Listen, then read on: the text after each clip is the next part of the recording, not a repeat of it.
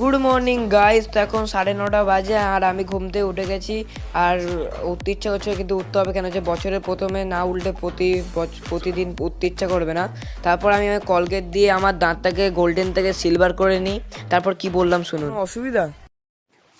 আরে তোরা ধোয়া আরে আমি তাহলে ওই আমি বলছি তোমরা যে ঘরটা হয়ে বাড়ি নিয়েছো না আমার মা সঙ্গে ঢুকতে পারছে না ওরা ভালো করে একটু উঁচু করে বাড়ি দেবে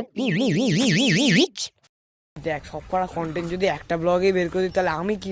তো ভাই, এরপর আমি এখান থেকে কামড়াগুলো পারলাম, আর ওখানে কুকুররা আমাকে রিটার্ন গিফটে 7টা ভ্যাকসিন দিয়েছে। মা, আজকে ভাবছি স্নান করবো না। তোমরা দেখলে আমার মা আমাকে কত ভদ্রতার সাথে বুঝিয়ে আমাকে স্নান করতে পারালো।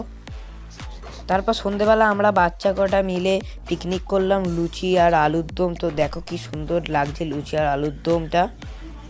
তো সবাইকে আমার তরফ থেকে টাটা।